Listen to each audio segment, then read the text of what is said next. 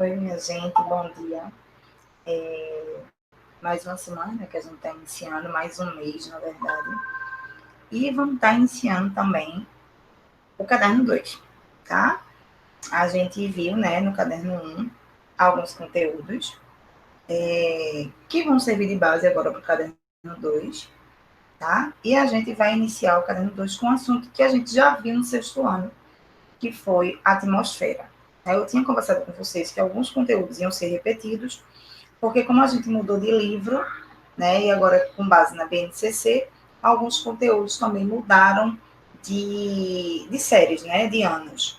E aí a atmosfera agora é um conteúdo para o sétimo ano e a gente vai revê-lo, tá? Preparei uma apresentação para vocês em PowerPoint, para a gente ver as camadas, né, da atmosfera, a composição, tá, do ar, e para a gente ver a questão da camada de ozônio, aquecimento global, efeito estufa, ok? Bom, então vamos dar início aqui, tá? A apresentação. Bom, e a gente vai começar, né, olhando aí a atmosfera e suas camadas, ok? Bom, então, a atmosfera nada mais é do que uma camada de ar, né, que envolve a Terra, ok? A palavra atmosfera significa esfera de ar e dá nome à camada que é formada por diversos gases e vapor de água, né, que vai envolver o nosso planeta. Bom, ela é também responsável pela formação dos fenômenos climáticos, ventos, chuvas, nuvens, furacão, é, ciclone, tá? Entre outros fenômenos climáticos. As camadas que vão formar a atmosfera são troposfera. Essa é a primeira camada, né? A camada mais superficial. Estratosfera, mesosfera, ionosfera. Aí ela por que faltou termosfera? Porque a ionosfera, ela é uma camada da termosfera, né? E ela fica entre a mesosfera e a termosfera. Mas no livro de vocês, a termosfera ela está incluída, tá? E a gente vai falar sobre ela também. Bom, a troposfera é a camada da atmosfera que está em contato, né? Se vocês querem a mais superficial, quando eu falo em contato, né, com a superfície terrestre. Então, ela é a primeira, né, a qual nós teremos contato. E é nela que a gente vai encontrar o ar que respiramos. É essa camada que está aqui, ó, né, na nossa é, na nossa área, podemos assim dizer, tá? O ar, né, a atmosfera, ela é algo que a gente não vai conseguir visualizar, né? Porque o ar, por se encontrar no estado gasoso, a gente não consegue visualizá-lo. Porém, a gente consegue sentir, né, através do vento. Bom, algumas de suas características. Ela é a camada mais baixa da atmosfera, né? Tem cerca de 15 quilômetros de altitude, ou seja, da região aqui que nós nos encontramos, né, a nível do mar, ela tem 15 quilômetros acima. É nessa camada onde vão ocorrer os fenômenos climáticos, nuvens, ventos, raios, furacões, ciclones.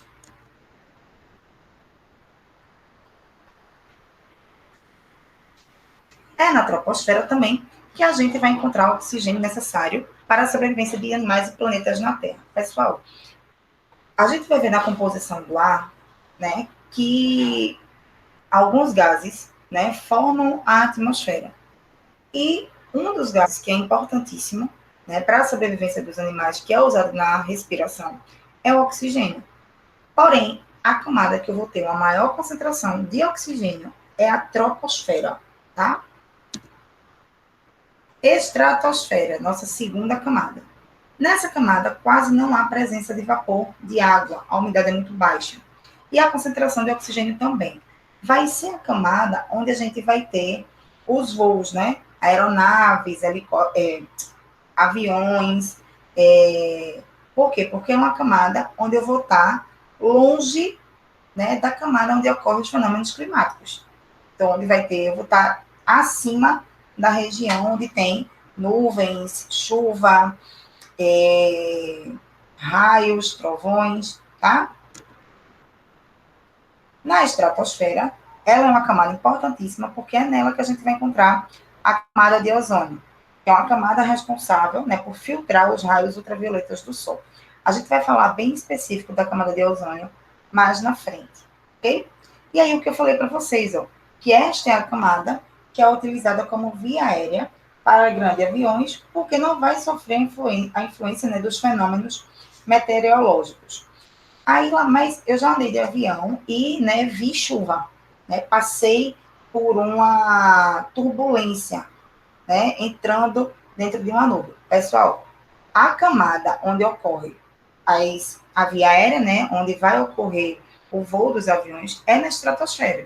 Na estratosfera. Porém, pode ocorrer, né, desse avião precisar baixar a altitude, tá? E aí ele dá de encontro, né? Ele pode entrar na troposfera, tá? E dá de encontro com as nuvens, com chuva e outras características. Bom, mesosfera. Na mesosfera, a queda de temperatura passa a ocorrer em virtude da baixa concentração de moléculas e da diminuição do calor oriundo da camada de ozônio. O que é que isso quer dizer? À medida que a gente vai subindo na atmosfera, né, ou seja, do nível do mar, e a gente vai subindo, né, vai acompanhando ela em altitude, a temperatura tende a diminuir, ok? Porém, quando a gente chega na mesosfera, a gente tem a queda, né, a menor temperatura, ok? Vai ser a camada, porém, mais fria.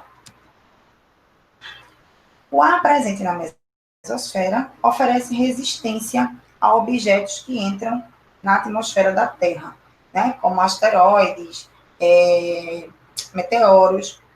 O calor gerado pela resistência do ar a diversas rochas que irão colidir com a Terra faz com que os objetos sejam incendiados, dando origem ao que é conhecido como estrelas cadentes. Vocês vão ver lá no oitavo ano, né, que pequenos pedaços, né, de corpos rochosos, chamados de asteroides, ao entrar na nossa camada, né, na nossa atmosfera, passa a ser chamado de meteoro. E esse meteoro, quando ele não ultrapassa, quando ele chega na mesosfera, né, devido a essa diminuição da temperatura, ele passa por um processo, né, passa por uma reação química, e ele gera esse efeito luminoso, tá? E aí o que a gente vê no céu, que a gente chama de estrela cadente, nada mais é do que um meteoro, né, que sofreu uma reação química na nossa mesosfera e provocou esse efeito luminoso. Quando eles conseguem ultrapassar essa camada e atingem a superfície terrestre, atingem a nossa litosfera, ele passa a ser chamado de meteorito, tá? Ionosfera. Aí eu falei para vocês que depois da mesosfera vinha a termosfera. É na termosfera que a gente vai começar a ter o aumento da temperatura, né? Eu falei para vocês que a mesosfera é aquela que tem a menor temperatura.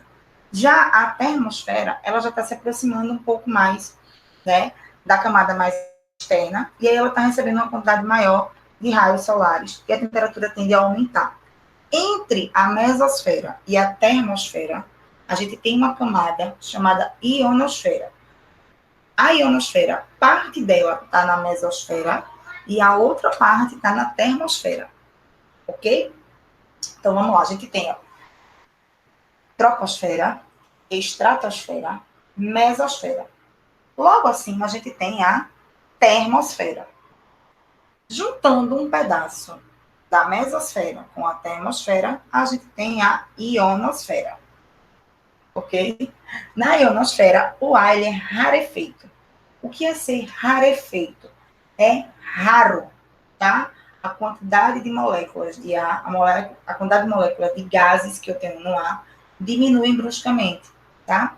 E lá vão ter partículas que eu chamo de íons, por isso o nome ionosfera, carregadas com eletricidade. É nessa camada que eu vou ter, né, satélites que vão permitir a transmissão das ondas de rádio, né, a grande distância. através dessas partículas que eu tenho lá na ionosfera. Aí é só transmissão de ondas de rádio? Sim, tá? Ondas de TV, elas saem da nossa atmosfera, né? E ela vai bater nos satélites para a onda, né, voltar para nós, para nossa televisão, no caso. As ondas de rádio é que batem na ionosfera e já são, né, e já retornam. Exosfera é a camada antes do espaço, né? É a última camada. É a última camada entre a Terra e o universo, né? Nessa camada, as partículas se desprendem da gravidade do planeta Terra, tá? Na exosfera ocorre o fenômeno chamado aurora boreal. É o local onde permanecem, né, os satélites de transmissão de informações e também os telescópios espaciais, né? Transmissão de informações de celulares, GPS, televisão e os telescópios que são daqui enviados, né, para a exosfera para capturar imagens do nosso planeta, né? Imagens de furacão, imagens de fenômenos climáticos que podem acontecer, ok? Bom, então, para a gente resumir, a atmosfera ela vai ser formada por 5 camadas, tá? É uma camada de ar, né, que vai proteger o nosso planeta e vai reter calor. Filtra também os raios solares através da camada de ozônio e possui 5 camadas, que são elas.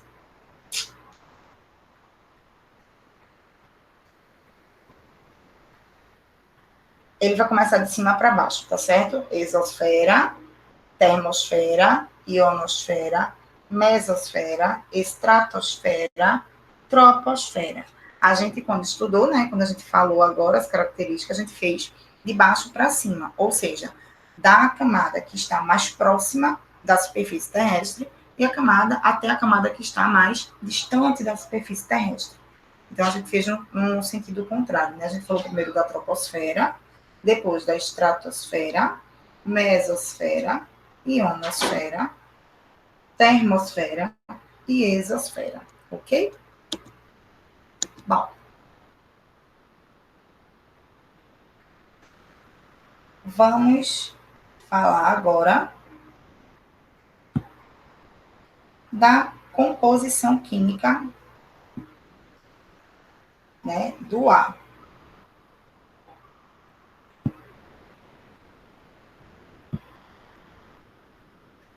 Deixa eu parar aqui, né, para a gente poder passar para o outro slide. Eu separei, né, 3 slides diferentes, até por conta do tempo, tá? Eu não sabia se dá tempo de falarmos sobre tudo, mas acredito que dê, né, para a gente ver as 3 partes. Bom, e aí a gente vai, né, falar sobre o ar, né? A gente falou que a atmosfera era a camada da Terra, né, que tinha ar. E aí, eu pergunto para vocês já pararam para pensar do que é feito o ar? É algo que a gente não consegue ver, né? A gente só consegue sentir através do vento, ok? Bom, o ar é uma mistura de gases que vão formar a atmosfera do planeta Terra. Esse é o barulhinho do ar, tá? Composição aproximada dos gases presentes no ar. Eu trouxe aqui em gráfico, mas no livro de vocês tem uma tabelinha, né? N, N, N, N, N, N, N, N, N, N, O, O, O, O. Mas significa a mesma coisa, tá? A gente vai trabalhar com porcentagens. Se vocês analisarem na tabelinha do livro de vocês, acho que é a página 277, se eu não estou enganada. Nessa tabelinha, ele traz 100 quadradinhos, né? Como se fossem 100%. 78 desses quadradinhos, vocês vão ter N2, que é nitrogênio. 21% desses quadradinhos, vocês vão ter O. Então, 21 quadradinhos são de O2, que é oxigênio, gás oxigênio. Que é respectivo a 21%, certo? Se vocês somarem aí, ó, 78 com 21, né, vai dar 99. Sobraria aproximadamente 1%, né? Só que aqui eu tenho 0,91 com 0,03, o que me daria 0,94%, tá? Que não chegaria nem a ser um quadradinho inteiro, tá? Porém, a gente vai ter aí nesse último quadradinho gás carbônico, CO2, gases nobres, né, que a gente vai ver também mais para frente, e vapor de água, tá? A gente tem vapor de água na camada da atmosfera. Lembra que a gente viu lá nos ciclos biogeoquímicos o ciclo da água, né, que a água ela vai para a atmosfera em forma de vapor, no estado gasoso, né? E aí é justamente essa parte, 1%, justamente com os gases nobres e o gás carbônico. Certo? Bom, vocês pessoas imaginam a grande quantidade, o gás, né, em maior quantidade na composição do ar não é o oxigênio, é o nitrogênio, tá? Mas aí quando a gente faz a respiração, o nitrogênio ele não é importante, né? Ele vai entrar na inspiração, mas ele sai na expiração. Ele não é absorvido, ele não tem função nenhuma no nosso processo de respiração. Porém, o nitrogênio ele é de extrema importância, né, na composição das proteínas do corpo dos seres vivos. A gente também viu isso nos ciclos biogeoquímicos, quando a gente falou de nitrogênio, tá? Mas a gente vai falar de cada um desses gases, aí vai falar as características respectivas. Bom, e aí, ó, você percebeu que no gráfico anterior restam 0,06% para completar a composição aproximada do ar. Como eu já disse, esse restante é composto basicamente por vapor de água, outros gases, poeiras e micro-organismos.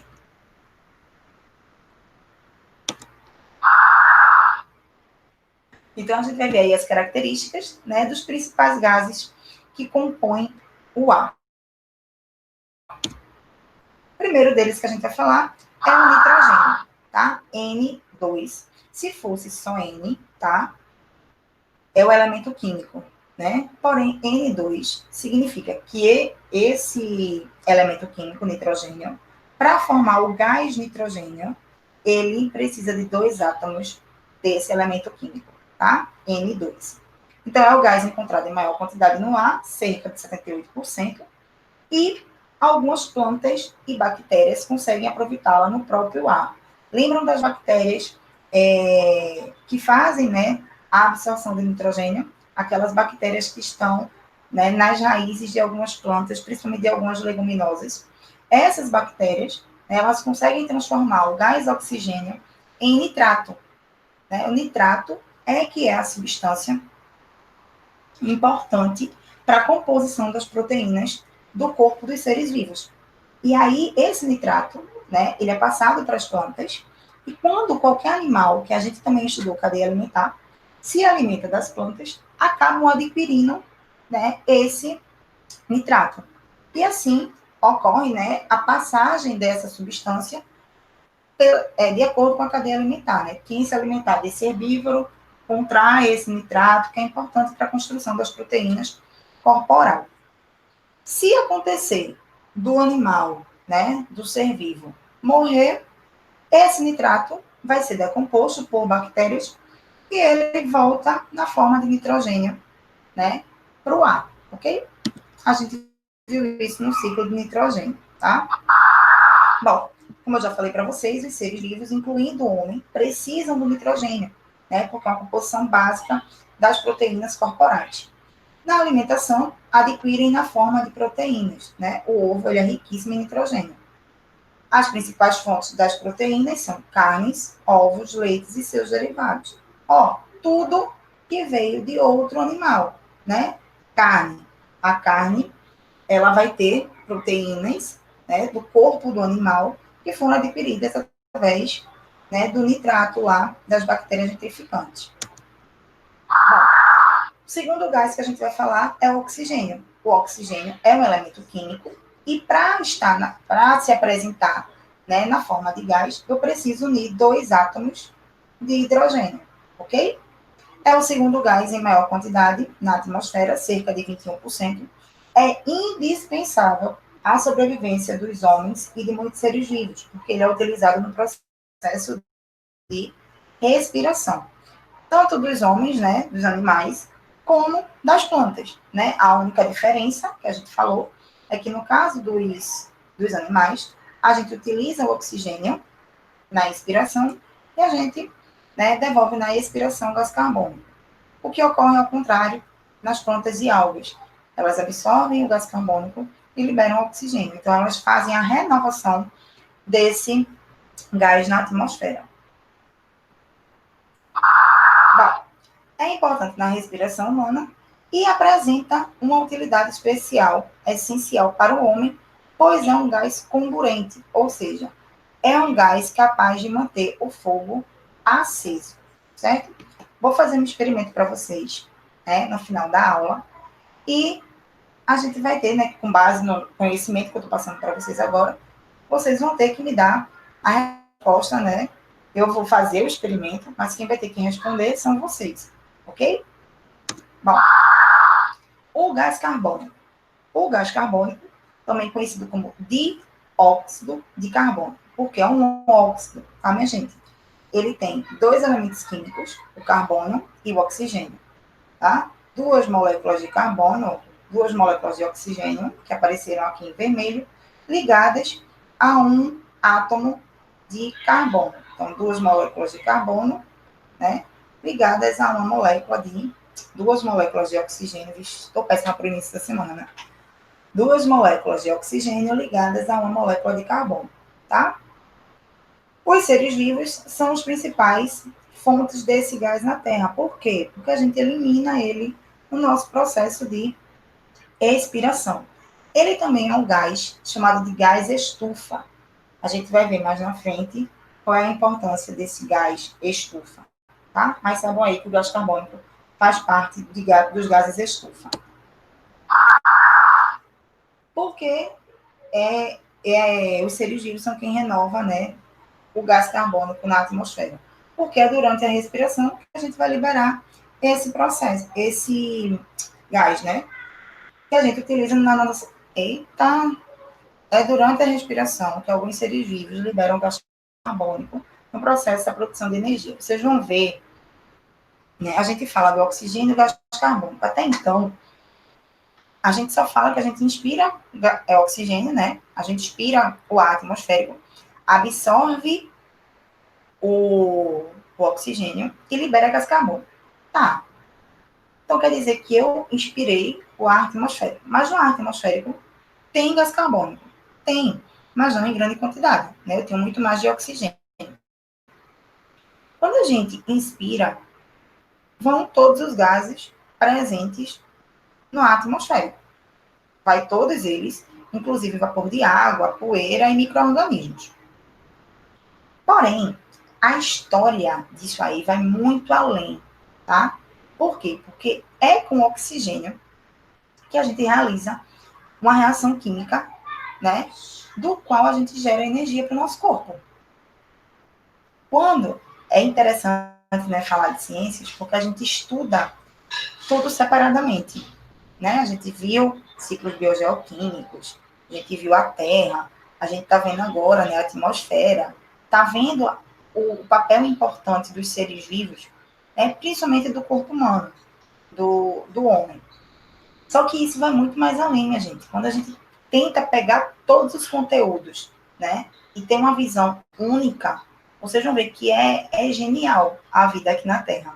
Porque esse oxigênio que a gente pega, né, ele vai até o nosso pulmão.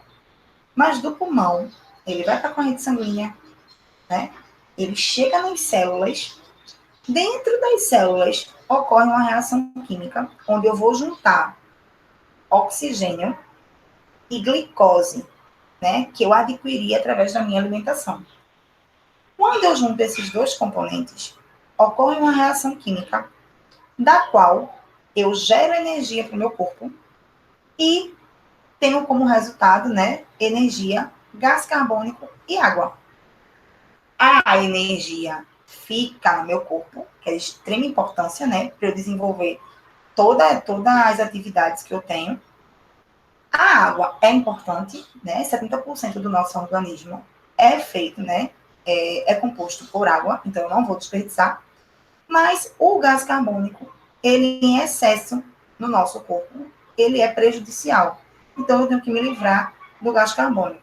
Então esse gás carbônico sai da célula, volta para a corrente sanguínea, vai para o pulmão e é liberado no processo de expiração, uma maior quantidade de gás carbônico. É extremamente interessante, né? Extremamente perfeito. E aí a gente vai, na medida que a gente for estudar corpo humano, tudinho, a gente vai vendo isso junto, né? Completo, podemos assim dizer. E aí eu vou lembrar para vocês, ó, lembra que a gente falou sobre isso, né, lá no processo da absorção do oxigênio, da eliminação do gás carbônico, tá? Eu vou lembrar, viu? Bom, o gás carbônico, ele também é indispensável para o processo da fotossíntese, realizado pelas plantas na produção do seu alimento. Essa reação química que eu falei para vocês, que ocorre dentro do organismo, né, também vai acontecer nas plantas. Porém, acontece o contrário. Ela pega o gás carbônico com os nutrientes que ela adquire do solo, né, e faz essa reação química e vai ter como produto final a glicose, né, que vai ser sua alimentação, gás carbônico, gás oxigênio, ok?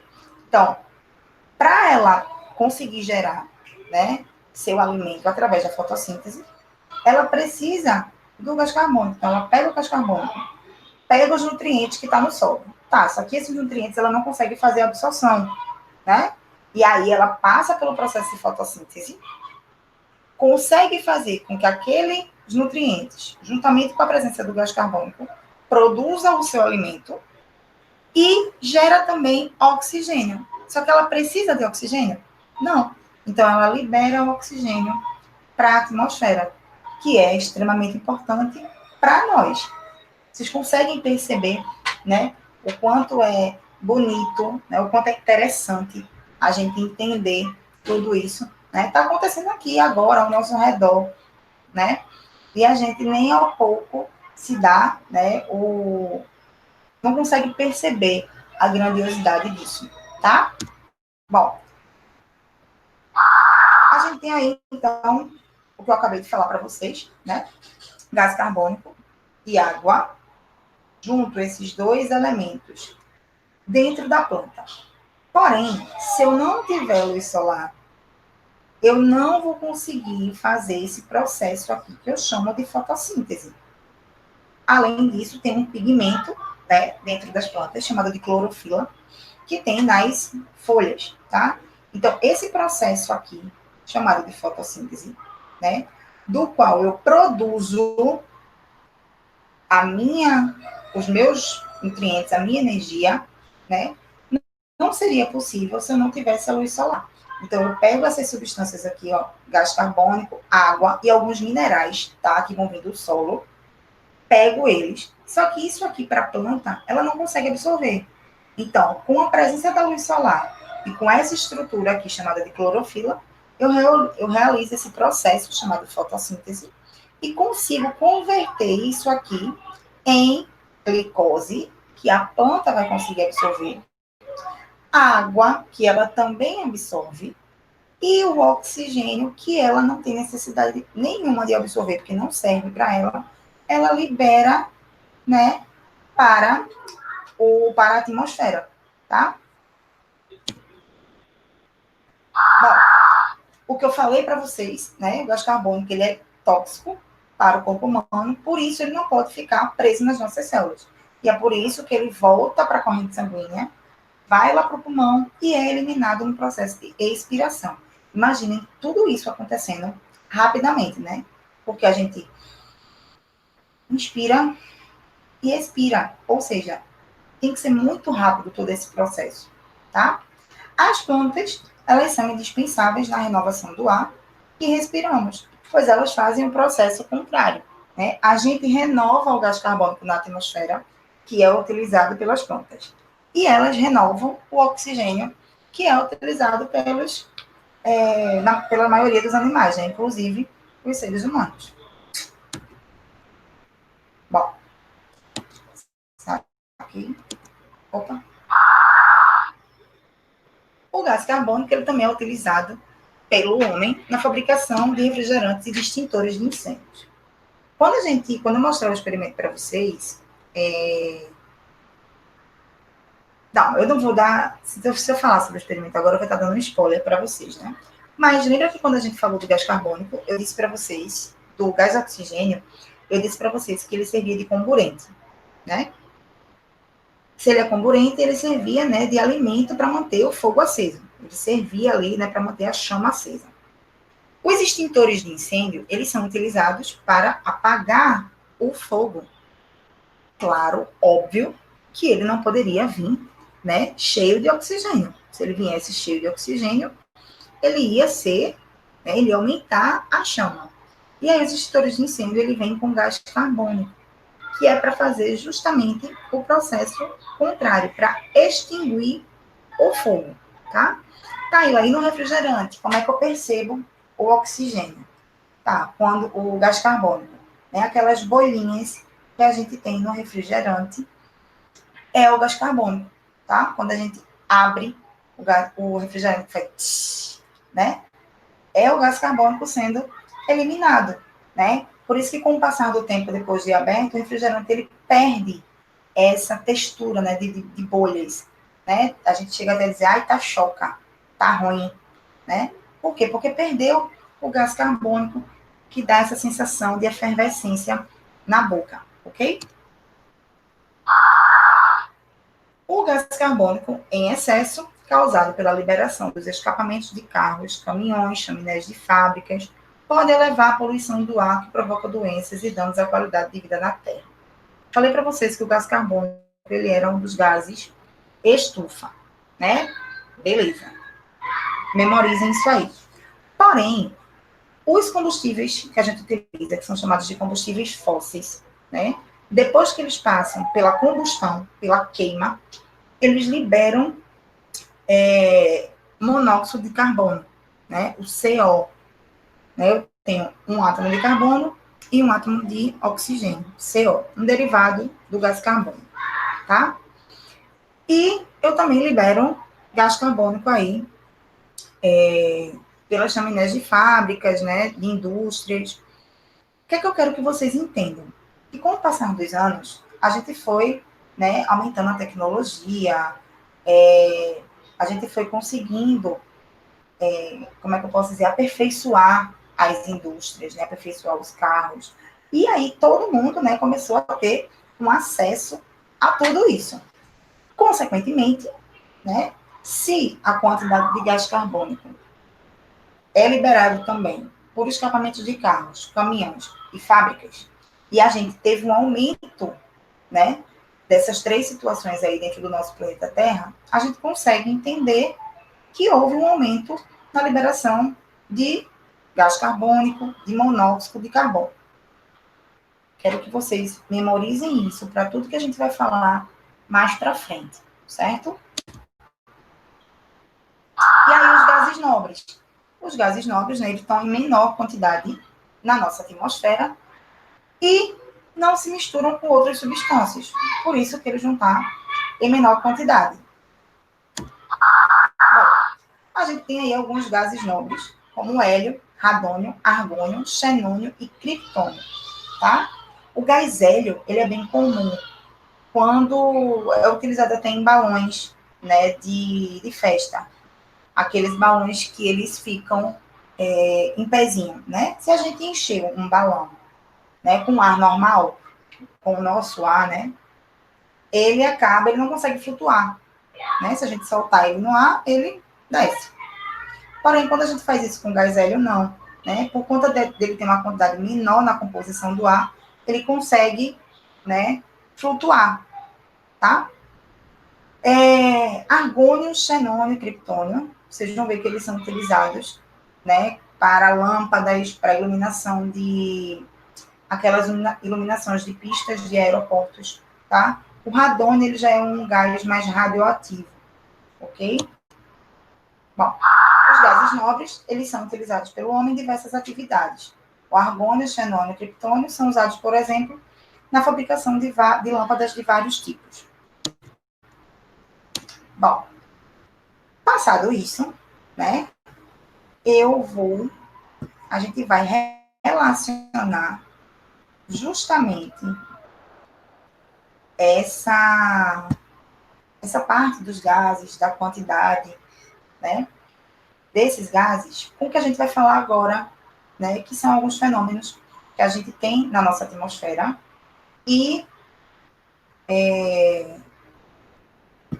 algumas questões sobre poluição, destruição da camada de ozônio. E aí eu precisava que vocês soubessem um pouco sobre esses gases e suas características, para vocês entenderem, né, tudo que a gente vai falar agora, tá?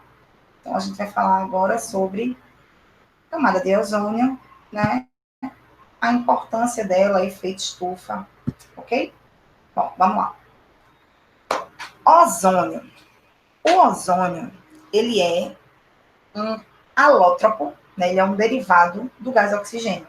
Eu disse para vocês que o oxigênio, ele é um elemento químico, tá? É um elemento químico que quando eu junto duas moléculas dele, né, dois átomos de oxigênio, eu formo o gás oxigênio, O2. Porém, se eu juntar três átomos de oxigênio, né, do elemento oxigênio, eu não formo mais o gás oxigênio. Eu formo agora o gás ozônio, tá? Alótropos, né, só para vocês entenderem aí, são gases que vão, né, representar substâncias diferentes, porém é o mesmo elemento químico. Tanto o gás oxigênio como o gás ozônio, ambos são formados pelo mesmo elemento químico, oxigênio. Porém, quando eu junto dois átomos de oxigênio, eu formo o gás oxigênio, e quando eu junto três átomos de oxigênio, eu formo o gás ozônio. Ok? Bom, é formado quando as moléculas de oxigênio se rompem por causa dos efeitos da radiação ultravioleta.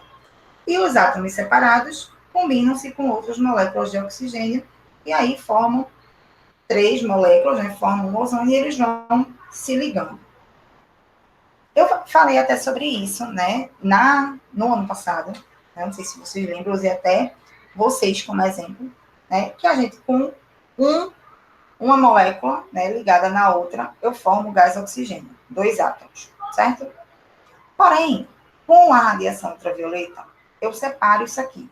Então, fica oxigênio livre, tá? E aí, eles podem se juntar da maneira que for. Eu posso juntar três moléculas, tá? E ao juntar três moléculas, eu formo o ozônio. É um gás azul claro com um cheiro penetrante. Aquilo que costumamos chamar de cheiro de chuva é, na verdade, o cheiro do ozônio que se acentua devido às descargas elétricas, ok? Bom, tem uma região, a gente já falou, né, que a camada de ozônio fica na estratosfera. A camada da atmosfera, onde a gente vai encontrar a camada de ozônio, é chamada de estratosfera.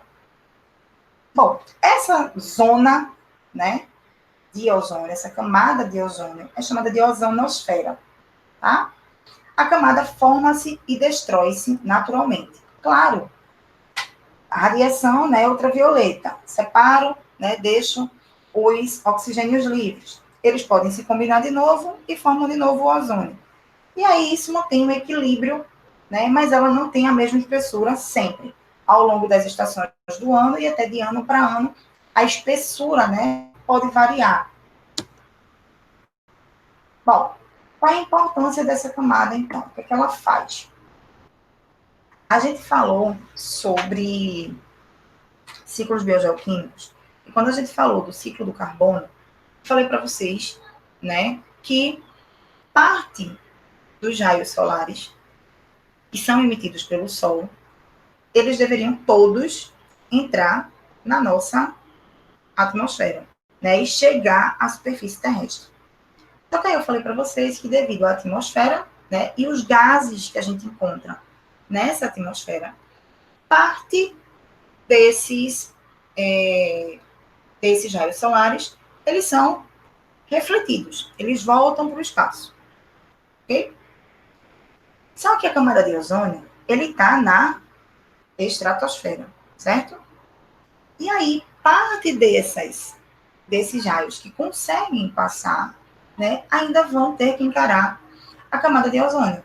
Então, a camada de ozônio ela ainda consegue reter parte dos raios ultravioletas, né, enviados do Sol, que entrariam na atmosfera, certo?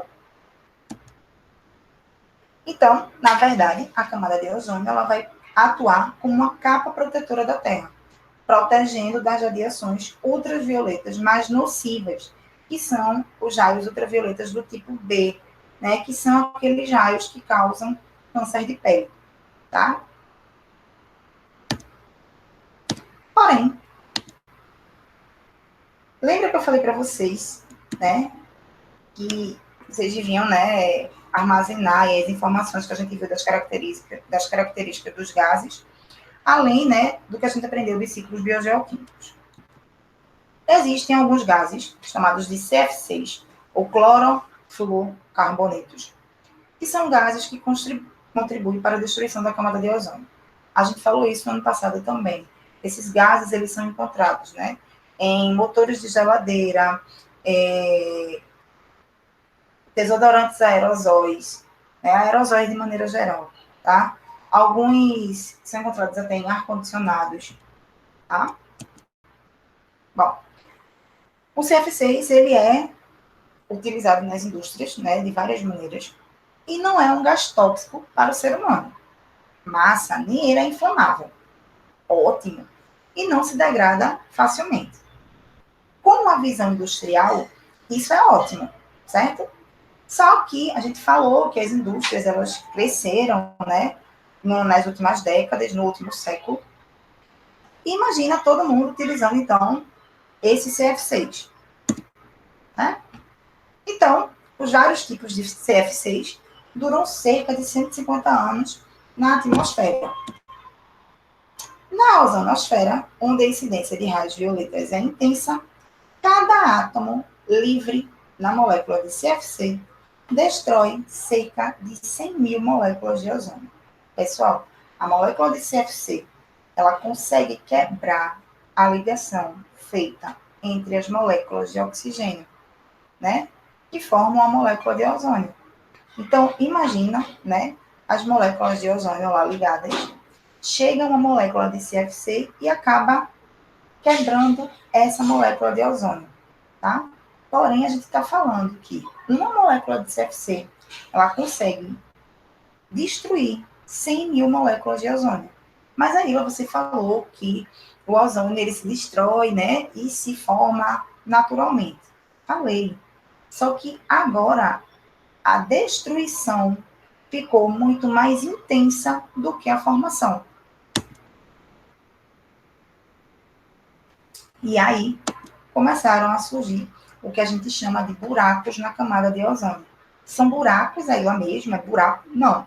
Mas é onde ocorre a diminuição da quantidade de gás ozônio. É onde a gente vai ter espaços, né, abertos, né, formados, porque ali houve a separação das moléculas de ozônio, tá? Então, para vocês verem aqui essa imagem, né, quanto mais azul, menor a quantidade de ozônio. Então, percebam aqui, né, no Polo Norte, em 1979, e essa imagem aqui em 2007, né? Já tinha saído do vermelho, ó, e estava atingindo aqui do laranjinha para o amarelo. No Polo Sul, né? No Polo Sul, em 1979, né? E aqui em 2007, percebam que essa região aqui, né? Praticamente toda azul. Aí, eu quero perguntar uma coisa para vocês. Isso foi em 2007, a gente está em 2020, né? 13 anos depois. Primeiro, por que que, já comparando lá em 1979, essas duas imagens aqui, elas já eram diferente, né? Polo Norte e Polo Sul. Né? Já é bem diferente. Qual é a diferença, né? O que é que tem no Polo Sul, que lá no Polo Norte não tinha, né? Aqui, no Polo Sul, a gente ainda consegue ter uma quantidade maior, podemos assim dizer, né, de CF6, né, de indústrias, do que lá na parte do Polo Norte, tá? E aí percebo, né, em 2007, essa diferença ficou extremamente agravante, ok? Bom, consequências dessa destruição da camada de ozônio. É o aumento, né, do que eu falei para vocês. A camada de ozônio ela impede que aqueles raios ultravioletas B, né, que são nocivos à saúde, consigam passar. Se eu tive uma diminuição dessa quantidade de ozônio na minha camada e consegui, né, deixar espaços, regiões, né, onde eu não vou ter esse ozônio, esses raios ultravioletas B, eles vão conseguir chegar à nossa atmosfera. E aí, vejam o efeito, né, que isso causa. Aumento das indústrias, aumento de emissão de CF6, aumento, né, da separação dos átomos de ozônio, aumento da destruição da camada de ozônio, aumento dos raios ultravioletas do tipo B, aumento da incidência de câncer de pele. Esses raios ultravioletas B, eles provocam mutações nas células, e o câncer nada mais é do que células, né, que sofreram mutação, né, células nocivas, células cancerígenas. Né, e aí essas células cancerígenas, elas criam nódulos, criam cistos, né, elas mutam, ok? E isso tudo, né, tinha acontecido e a gente não tinha dado a devida atenção. Só que, né, claro, não foi nada hoje, 2020, a gente está falando de algo, né, desde de 2 décadas atrás, né, já foi percebido, certo? A gente já tem noção disso. Só que é incrível como a gente tem noção disso e a gente não faz nada para mudar. A gente continua, né,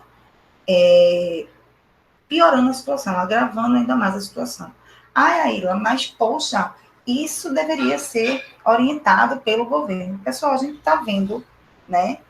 E quando a gente lida com o ser humano, é uma coisa muito difícil. Às vezes os seres humanos, eles querem atender a própria, o próprio desejo, o próprio ego, né? Então, assim, é a mesma coisa quando a gente conversou no passado sobre a questão do lixo, né? Tudo, a gente está aqui, se a gente for parar para pensar, a gente está aqui preso dentro de um planeta. Tudo que a gente faz, né, vai ter retorno. Claro, a gente está preso aqui, a gente viu os ciclos biogeoquímicos, né? Tudo vai retornar para cá de novo. Seja pelo lado bom ou seja pelo lado ruim, tá? Mesmo que não seja agora, né? Mas é no futuro bem próximo, certo? Então, percebam que situações que comprovam, né, esse desequilíbrio no nosso planeta já vem aparecendo há um certo tempo, tá? Então, assim, é uma questão de conscientização. A gente também, quando falou de cadeias alimentares, vejam que a gente está juntando, né, vários assuntos. Mas quando a gente falou de cadeias alimentares, eu não sei se vocês perceberam, mas o homem, ele é o topo da cadeia alimentar, né?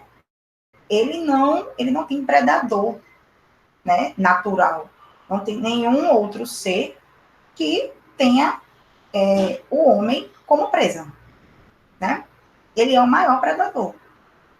Porém, ele é o maior predador, ele é o único ser racional, né, que tem a capacidade de pensar, e ele é o único que consegue pensar isso, não pelo lado bom, né, mas ele ainda consegue destruir, né, coisas que outros seres não conseguem.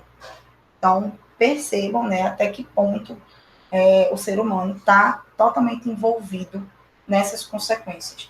Consequências essas que vão vir para todos, né? Todos os seres que habitam aqui a Terra, vai vir para toda a biosfera, porém vai ser muito prejudicial, sim, né? Na maior parte para os seres humanos, tá? Então, a intenção aí é uma questão de conscientização, né, e fazer com que cada um entenda o seu papel e proteja o planeta, tá? Bom, aquecimento global. Pessoal, da mesma maneira que os raios ultravioletas B vão conseguir passar, né? Os raios solares também, né? São todos raios solares. E aí, claro, se você tem uma incidência maior de raios solares, a tendência é que a temperatura aqui aumente. Concorda? Tá. A temperatura ela subiu aproximadamente 0,7 graus Celsius no último século. Aí, 0,7 graus Celsius, isso não é nada. Tá. É o suficiente para fazer geleiras, né, nos polos começarem a derreter. Então, isso é alguma coisa. Tá? Furacões só costumam acontecer quando as águas do oceano ficam quentes demais. Então, percebam que quando a temperatura aumenta, não está aumentando apenas a temperatura da atmosfera em si, né? Está aumentando a temperatura das águas, está aumentando a temperatura nos polos, que faz com que as geleiras derretam. Se as geleiras derretem, aumenta o nível dos oceanos, tá? Que, consequentemente, aumentando o nível dos oceanos, essa água precisa ir para algum lugar, meu amigo. Vai começar a vir para a crosta, né? Para a superfície terrestre. As geleiras, olha, tidas como eternas, começaram a derreter. Enchentes e secas se tornaram cada vez mais violentas. E ondas de calor, né? Que matam milhares de pessoas. Outra coisa, né? Com o aumento aí desse aquecimento global, né?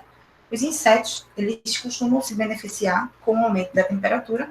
Logo, epidemias, né, que a gente já tem, malária, febre amarela, dengue, né, como a gente teve a zika, elas vão aumentar, porque a quantidade de calor, o aumento do calor, faz com que a quantidade de mosquitos aumente, né, eles se proliferam mais no calor. E aí, né, o que eu já falei, aumenta a febre amarela, a malária, principalmente dengue. Previsão para os próximos 100 anos é que a temperatura aumente cerca de 1,4 a 5,8 graus Celsius. Esse aumento da temperatura vai influenciar diretamente na diminuição da produção. Produção de quê aí? A produção de produtos agrícolas, cereais, vegetais, leguminosas, né? Então, você tira aí arroz, feijão, café, açúcar, né? Consequentemente, fome em várias regiões. As enchentes vão aumentar e aí, né, a gente que já não tem um saneamento básico tão adequado, né, vai ficar, né, essas águas contaminadas por lixo, por bactérias, né, inclusive uma, né, que eu coloquei aqui, que é a leptospirose, tá? E as contaminações da água, né, causarão um desarranjo na nossa flora intestinal, que causam aí as diarreias. Vamos falar do efeito estufa. Tá tudo conectado, tá, minha gente? Tá tudo ligado. A gente falou dos gases estufa, né? Eu falei para vocês do gás carbônico, né? E aí, o efeito estufa, ele é normal, natural, assim como a camada de ozônio, tá? É um efeito natural de aquecimento da Terra. Serve para manter a Terra quentinha ali, né? Se não tivesse o efeito estufa, a gente teria uma temperatura média no planeta de menos 18 graus Celsius. Tá. Como a gente tem o efeito estufa, a temperatura média, pessoal, é uma temperatura média, tá? Aí, aqui em Pernambuco, nunca Recife chegou a 13 graus Celsius. Claro, eu estou tirando a média de todas as cidades do meu planeta, ok? É muito bem mais agradável, né? E aí, o que, é que acontece aí com o efeito estufa? Ó, a gente tem aqui o Sol, e o Sol ela vai emitir radiação solar, tá? Essa radiação solar, ela vai passar, né, pela o início da atmosfera terrestre, uma parte dela vai ser absorvida pela superfície da Terra. Claro, é normal, já os solares chegam até aqui, o chão aquece, né? Só que uma parte dessa radiação já é refletida pela atmosfera, tá? Uma outra parte consegue voltar na forma de radiação infravermelha. Uma parte da radiação infravermelha é absorvida pelos gases de efeito estufa. E aí retorna para a Terra. Quem são os gases estufa? Dióxido de carbono, metano e hexafluoreto de enxofre. Esse aqui é daquela fumaça, né, liberada em vulcões. Esse aqui é o que é liberado, né, o metano é liberado por alguns combustíveis e o dióxido de carbono também. Tá. Só que aí a gente falou que o CO2, né, ele é importante como gás do efeito estufa, porque o efeito estufa ele é natural e é bom para a Terra, certo? Foi isso que a gente falou. Porém, o que foi que a gente conversou lá no começo da aula? Que a quantidade de dióxido de carbono está aumentando, aumentou muito de um tempo para cá. Consequentemente, eu vou ter mais dióxido de carbono retido na minha atmosfera. Se é o dióxido de carbono que causa, né, o efeito estufa, é o dióxido de carbono que cria essa camada que vai fazer com que os raios solares que deveriam ir para a Terra, ir para o espaço, os raios solares que deveriam refletir para o espaço, né, batem aqui nessa camada de gases estufa e volta para a Terra, formando o que a gente chama de efeito estufa. Massa mantém a temperatura daqui da Terra quentinha. Qual é a função de uma estufa? Né? Você chegar numa lanchonete, tem um material, né, aquelas estufas de vidro, que tem coxinha ali, os salgados. Manter a temperatura, manter aquilo ali quentinho. Isso é bom. Porém, à medida que eu aumento a concentração dos gases estufa nessa camada, significa que eu vou reter muito mais raios solares do que deveria. Entende?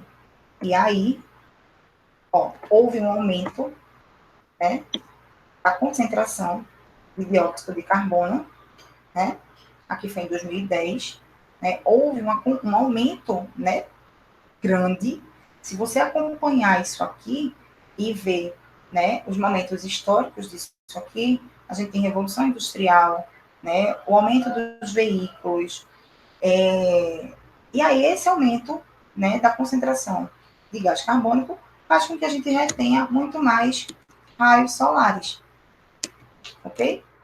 E aí, esses raios solares, à medida que eu aumento, eu vou aumentar o efeito estufa. Aqui vai ficar muito mais quente do que deveria. Se eu aumento a temperatura aqui dentro, provoca o aquecimento global, provoca o derretimento das calotas polares, aumento dos níveis dos oceanos, e assim vai. É um efeito dominó, né? Eu derrubar uma pedra de dominó, eu acabo derrubando todas as outras em sequência. E aí vieram algumas soluções, né? Umas já até aconteceram. Em 1992, esse aí foi o primeiro protocolo que eles fizeram aqui no Brasil, né? Rio 92, para manter as emissões em nível, né? Só que ninguém cumpriu as metas. E aí vem o protocolo de Kyoto, né? A gente vai ter vou passar uma atividade para vocês que tem no livro, né? Sobre o protocolo de Kyoto, que já vai valer uma pontuação, né? Para a segunda unidade, tá? E aí, o protocolo de Kyoto aconteceu. Não, não falaram nada, não se pronunciaram, né? E aí, ao diminuir o uso de automóveis, né? Claro, se eu não vou de carro, eu preciso pegar ônibus. Só que aí, se a gente for olhar o nosso transporte público, né? Misericórdia, não vale nem a pena. Prédios com iluminação e resfriamento e aquecimento mais eficientes, ou seja, energia solar, né? Eu já vi até casas onde parte do telhado, né, alguns pedaços do telhado, em vez de ter telha, né, tem uma telha transparente, né, e aí o raio solar passa e aquele cômodo da casa não precisa acender luz, né, eu estou usando energia solar. Painéis solares, né, para absorver energia solar e transformar em energia elétrica, né, em outras coisas. Só que é caro, ok? Biocombustíveis, né, combustíveis através de vegetais, como a mamona, tá? E assim por diante. Tem aí um monte de soluções, porém, a gente tem aí, né, obstáculos e precisaria, né, de muito empenho, tá? E o que é que o futuro, né, o que é que nos espera? Estima-se, né, que além do ano de 2100, as alterações climáticas causadas pelo homem ainda devam continuar por vários séculos. Mesmo que ocorra uma estabilização do clima, o nível do mar vai continuar subindo durante vários milênios. Pessoal, é algo notável.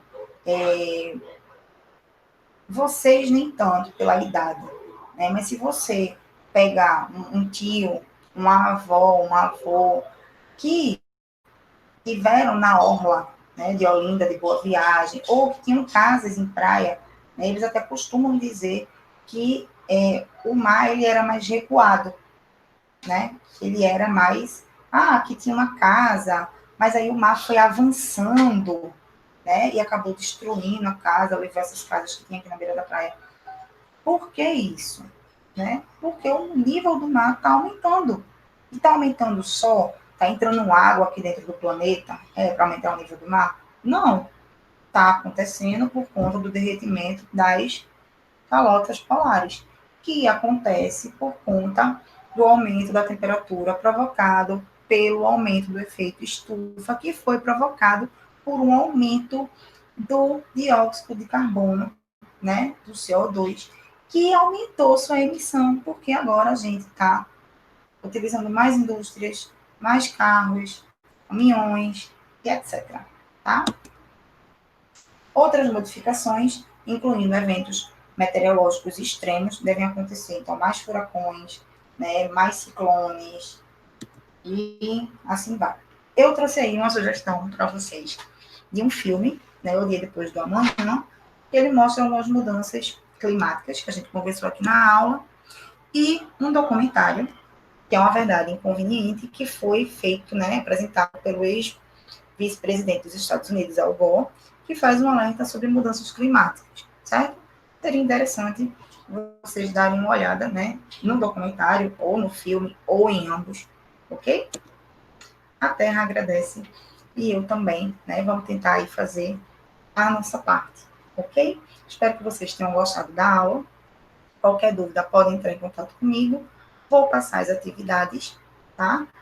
E vou fazer as correções, claro, tá? Vocês não precisam se preocupar, como eu fiz as correções hoje do capítulo 3 e do capítulo 4, né, do último caderno, certo? Beijo para vocês. Bom, eu disse para vocês na aula de atmosfera, né, que eu ia realizar um experimento. Bom, é um passo de mágica, podemos assim dizer, ok? Para essa experiência, a gente vai precisar de um prato, um copo transparente, fósforo e vela, tá? Dá para fazer em casa, tranquilo. Porém, se forem fazer, né, com a ajuda de um adulto, a gente vai mexer com fogo, ok? Bom, primeiro eu vou, né, garantir aqui de fixar a vela no fundo do prato, tá? Então, eu vou prender a vela aqui no prato. Pronto. A vela tá acesa, né? Eu não tenho aqui vento nenhum, tá tudo fechado, tá? E eu também não vou soprar. O que a gente vai fazer? A gente vai colocar o copo em cima da vela, né? E ele vai ter que fechar, né? Ele vai ter que encostar na superfície do prato, né? Então, a vela não pode ser maior que o tamanho do copo. E aí, eu quero que vocês percebam o que é que vai acontecer, tá?